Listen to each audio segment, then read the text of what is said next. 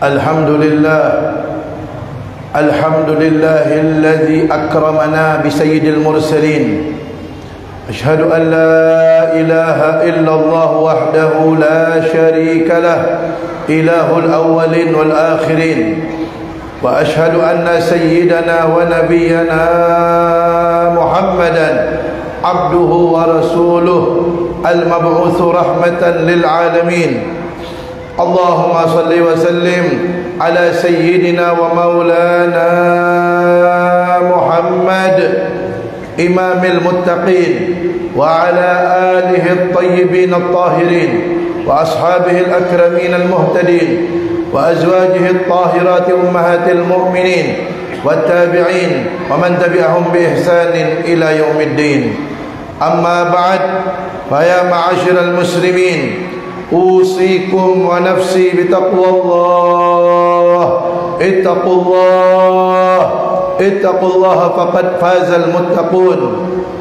قال الله تعالى في القرآن العظيم: يا أيها الذين آمنوا اتقوا الله حق تقاته ولا تموتن إلا وأنتم مسلمون. Ma'asyiral muslimin, saudara-saudaraku jamaah Jumat yang dirahmati Allah. Di hari Jumat, hari yang paling mulia ini, Sayyidul Ayyam, dan di masjid yang mulia ini, saya berwasiat kepada diri saya pribadi khususnya dan kepada segenap kaum muslimin umumnya, marilah kita senantiasa meningkatkan ketakwaan kita kepada Allah. Takwa adalah imtithalu awamirillah wajtinabu nawahi. Takwa artinya melaksanakan perintah-perintah Allah dan menjauhi larangan-larangannya. Yang Allah wajibkan, laksanakan semuanya. Yang Allah haramkan, tinggalkan semuanya. Yang Rasulullah SAW sunnahkan, laksanakan semampunya. Maka jika itu kita lakukan, banyak sekali balasan yang Allah akan berikan. Salah satunya, Allah Ta'ala berjanji dalam firman-Nya, وَمَنْ يَتَّقِ اللَّهَ يَجْعَلْ لَهُ مَخْرَجًا وَيَرْزُقْهُ مِنْ حَيْثُ لَا يَحْتَسِبُ. Yang artinya, dan barang siapa bertakwa kepada Allah, maka Allah akan berikan jalan keluar untuknya, dan Allah akan berikan ia rizki dari arah yang tidak dia sangka-sangka. Itu salah satu balasan bagi hamba yang bertakwa, dan masih banyak lagi balasan yang lainnya. Semoga kita semua digolongkan oleh Allah Ta'ala sebagai hamba-hamba yang bertakwa, yang diselamatkan, yang diberkahi dari dunia sampai akhirat. Amin ya rabbal alamin. Hadirin, saudara-saudaraku jamaah Jumat yang dirahmati Allah, tidak terasa begitu cepat waktu ini berlalu dari hadapan kita. Sekarang kita sudah memasuki bulan Rabiul Awal, bulan yang dulunya biasa-biasa saja, tetapi bulan ini menjadi luar biasa karena di dalamnya dilahirkan makhluk Allah yang paling luar biasa. Dilahirkan kekasihnya Allah, dilahirkan makhluk Allah yang paling mulia, yaitu Nabi kita Muhammad sallallahu alaihi wasallam.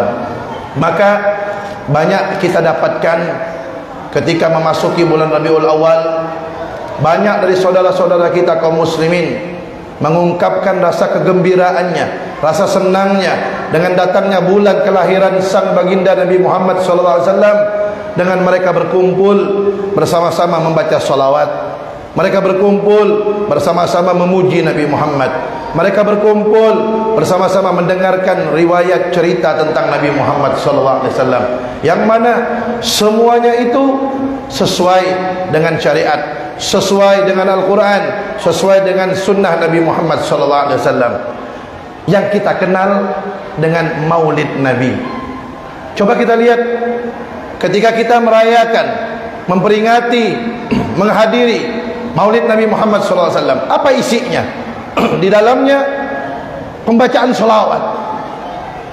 Salawat itu perintah dari Allah dalam Al-Quran. Allah berfirman, Inna Allah wa malaikatahu yusalluna ala nabi ya ayyuhalladzina amanu sallu alaihi wa sallimu taslima. Apa artinya? Sesungguhnya Allah dan malaikat-malaikatnya senantiasa bersalawat kepada Nabi Muhammad. Hai orang-orang yang beriman, salawat dan salamlah kepada Nabi Muhammad. Jadi salawat itu perintah dari Allah. Bahkan Nabi Muhammad SAW bersabda dalam hadisnya, Man shalla alayya salatan sallallahu alaihi biha ashran. Siapa yang salawat kepadaku satu kali, Allah akan berikan dia rahmat kasih sayang 10 kali lipat. Bahkan dalam hadis yang lain, Nabi Muhammad SAW bersabda, inna awlan nas bi yaumal qiyamah aktsaruhum alayya salatan. Sesungguhnya manusia yang paling dekat denganku di hari kiamat adalah yang paling banyak berselawat kepadaku. Kemudian apa isinya peringatan Maulid? Isi yang kedua adalah memuji-muji Nabi Muhammad. Hadirin saudara-saudaraku yang dirahmati Allah, jangankan kita, Allah saja memuji Nabi Muhammad dalam Al-Quran. Di antaranya Allah Ta'ala berfirman dalam Al-Quran, wa innaka la'ala khuluqin azim. Dan sesungguhnya engkau, yaitu Nabi Muhammad, di atas akhlak yang agung. Itu pujian dari Allah untuk Nabi Muhammad SAW. Kemudian peringatan Maulid apa isinya? Kita membaca, menceritakan tentang sosok Nabi Muhammad. Hadirin, jangankan kita, Allah saja menceritakan Nabi Muhammad dalam Al-Quran. Banyak di antaranya Allah Ta'ala berfirman dalam Al-Quran, laqad ja'akum rasulun min anfusikum azizun alaihi ma'anittum harisun alaikum bil mu'minina raufur rahim. Yang artinya, sungguh telah datang kepada kalian seorang utusan dari golongan kalian manusia, berat atasnya kesusahan yang menimpa kalian, sangat mengharapkan kebahagiaan dan keselamatan kalian, dan sangat menyayangi terhadap orang-orang yang beriman. Coba lihat, itu Allah menceritakan siapa Nabi Muhammad.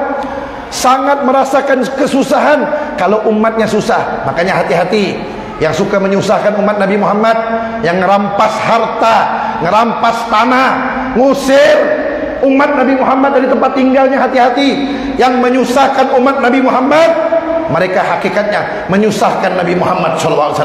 Karena Allah sendiri yang menyatakan Nabi Muhammad sangat merasakan susah kalau umatnya susah, dan sangat berharap umatnya selamat dan bahagia, dan belas kasihan kepada umatnya. Itu Allah ceritakan dalam Al-Quran. Kalau Allah saja menceritakan Nabi Muhammad, apalagi kita. Maka oleh sebab itu, peringatan Maulid yang diadakan, yang dilaksanakan oleh kebanyakan kaum muslimin di penjuru dunia, itu semuanya tidak melanggar daripada aturan Al-Quran, bahkan sesuai dengan apa yang diajarkan oleh Allah Subhanahu wa Ta'ala dalam Al-Quran. Hadirin saudara-saudaraku jamaah Jumat yang dirahmati Allah, Nabi Muhammad sallallahu alaihi wasallam merupakan makhluk Allah paling mulia. Banyak sekali Allah berikan beliau kemuliaan yang Allah tidak berikan kepada hambanya yang lain. Di antaranya, tidak ada seorang makhluk pun yang pernah berjumpa dengan Allah langsung kecuali Nabi Muhammad sallallahu alaihi wasallam. Bahkan malaikat Jibril, malaikat pembawa wahyu, tak pernah berjumpa dengan Allah. Hanya satu-satunya Nabi kita Muhammad SAW. Bahkan kalau kita buka dalam Al-Quran dari awal sampai akhir, ketika Allah memanggil nabi-nabi yang lain, Allah panggil namanya, ya Adam, ya Isa, ya Nuh, dan lain-lainnya. Tapi ketika Allah memanggil Nabi Muhammad, Allah tidak pernah memanggil ya Muhammad. Bagaimana Allah memanggil beliau? Ya ayuhan nabi, wahai nabi. Ya ayuhan rasul, wahai rasul. Bagaimana Allah lebih memuliakan Nabi Muhammad SAW dibandingkan nabi dan rasul yang lainnya? Banyak sekali. Kalau kita mau ceritakan kemuliaan Nabi Muhammad, jangankan sampai besok, sampai hari kiamat tidak ada habis-habisnya. Yafnaz zaman wa fihi ma lam yusafi. Begitu ungkapan Al-Habib Ali Al-Habsyi dalam Simtud Durarnya. Waktu ini akan habis, sementara kemuliaan Nabi Muhammad tidak ada habis-habisnya kalau mau kita ceritakan. Itu baru kemuliaan beliau. Belum lagi Allah ciptakan beliau sempurna, tidak ada kekurangannya, baik dari segi fisik ataupun akhlak perilaku beliau. Fisik beliau dari ujung rambut sampai ujung kaki sempurna, tidak ada kekurangannya. Keringat beliau lebih wangi daripada minyak wangi yang paling wangi seluruh dunia, menjadi rebutan dari para sahabat. Akhlak beliau dipuji oleh Allah, wa innaka la'ala khuluqin azim, dan sesungguhnya engkau di atas akhlak yang agung. Sempurna Nabi Muhammad. Tetapi walaupun beliau paling mulia, walaupun beliau sempurna akhlak, walaupun beliau sempurna fisiknya, tapi beliau tak pernah lupa kepada rakyatnya. Beliau selalu ingat kepada rakyatnya. Di antara bukti bagaimana beliau selalu memikirkan rakyatnya, bagaimana beliau sangat mencintai rakyatnya, di antara buktinya ketika beliau mendapatkan wahyu dari Allah, yang kita semua hafal dalil itu dalam surah Wadduha. Ketika Allah turunkan firman tersebut, wahyu tersebut, wala sawfa yu'tika rabbuka fatardah, dalam surah Wadduha. Apa artinya? Nah, sesungguhnya Allah akan memberikan kepada engkau, yaitu Nabi Muhammad, apa saja sampai engkau ridha, sampai engkau senang. Artinya ayat ini adalah tawaran dari Allah, menawarkan kepada Nabi Muhammad untuk minta apa saja akan diberikan oleh Allah sampai beliau senang. Tapi coba lihat, ketika beliau mendapatkan tawaran tersebut, yang beliau ingat cuma satu aja, umatnya. Apa permintaan beliau? Camkan baik-baik hadirin, kita ini sebagai umatnya Nabi Muhammad, umat pilihan. Coba lihat Nabi kita ketika mendapatkan tawaran dari Allah minta apa saja, yang beliau pinta cuma satu. Apa kata beliau? Izan la arda wa wahidun min ummati finnar. Kalau begitu saya tidak senang, saya tidak ridha, saya tidak rela kalau ada satu umat saya masuk neraka, kata beliau. Coba lihat, yang ada di pikiran beliau bagaimana umatnya selamat, bagaimana rakyatnya selamat.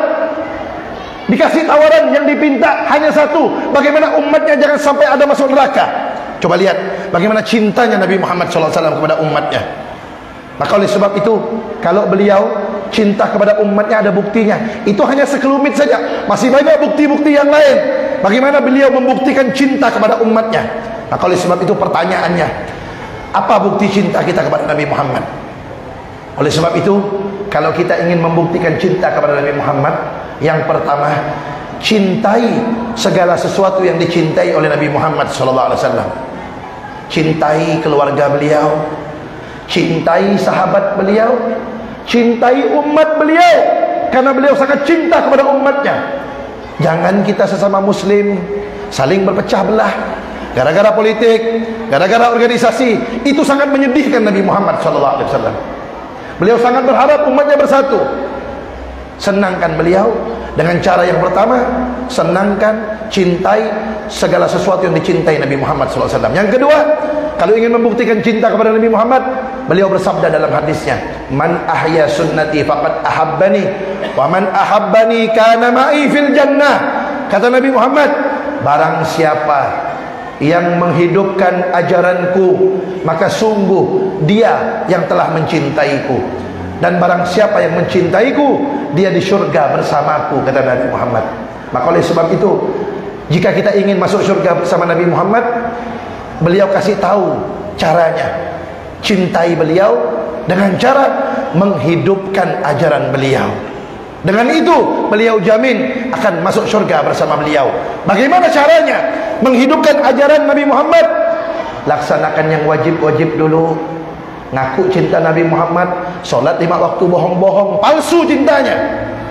Ngaku cinta Nabi Muhammad, buka aurat. Ngaku cinta Nabi Muhammad, anak istrinya buka aurat, anak istrinya berboncengan dengan laki-laki yang bukan mahram, berdua-duaan dengan yang bukan mahram. Bulan Ramadan tak puasa, yang kaya tak mau berzakat, padahal sudah wajib. Yang wajib-wajib tidak melaksanakan, mampu haji umrah tidak mau melaksanakan. Orang seperti itu ngaku cinta, palsu cintanya. Makanya kalau ingin membuktikan cinta Nabi Muhammad, yang kedua adalah kita buktikan dengan menghidupkan ajaran beliau. Laksanakan yang wajib-wajib dulu, kemudian baru ditambah dengan yang sunnah-sunnah. Dengan itu insya Allah kita semua digolongkan oleh Allah nanti di surga bersama Nabi Muhammad SAW. Akhirnya mari sama-sama angkat tangan kita berdoa kepada Allah di hari Jumat, hari yang paling mulia ini. Ya Allah, Sayyidul Ayyam, kami sama-sama berkumpul ya Allah di bulan kelahiran kekasihmu Nabi Muhammad SAW, di masjid yang mulia ini ya Allah. Kami bermunajat, kami memohon, kami mengemis berkah Nabi Muhammad SAW, berkah keluarga beliau, berkah sahabat beliau, berkah hamba-hambamu yang soleh. Ya Allah, ampunkan segala dosa-dosa kami, terimalah taubat kami, maafkan kesalahan kami. Ya Allah, ampunkan juga dosa kedua orang tua kami, ayah ibu kami yang telah membesarkan kami, yang telah mendidik kami, yang telah banyak berkorban untuk kami. Ya Allah, ampunkan juga dosa guru-guru kami, anak istri dan keluarga kami, dosa kaum muslimin muslimat, mukminin mukminat. Ya Allah, panjangkan umur kami, orang tua kami yang masih hidup, guru-guru kami, anak istri dan keluarga kami dalam keadaan sehat walafiat, taat ibadah kepadamu dalam ridha dan keberkahanmu. Ya Allah, jadikanlah anak keturunan kami, murid-murid kami menjadi hamba-hambamu yang soleh soleha, yang taat kepadamu, yang membanggakan Nabi Muhammad, menjadi anak-anak yang berbakti kepada orang tuanya, menjadi anak-anak yang membahagiakan orang tuanya dari dunia sampai akhirat. Ya Allah, kami sadar kami pasti meninggal dunia. Apabila tiba ajal kami, tinggal rumah kami, tinggal kendaraan kami, tinggal jabatan kami, bahkan tinggal keluarga yang kami cintai. Ya Allah, apabila tiba waktunya kami kembali kepadamu, cabut nyawa ini dalam keadaan husnul khatimah.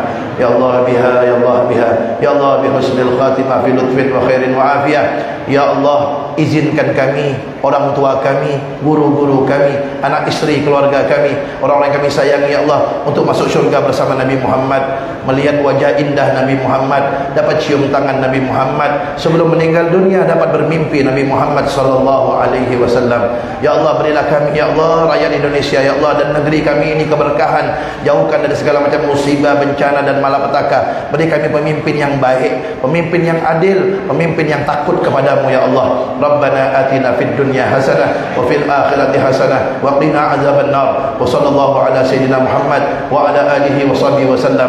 Alhamdulillahi rabbil alamin.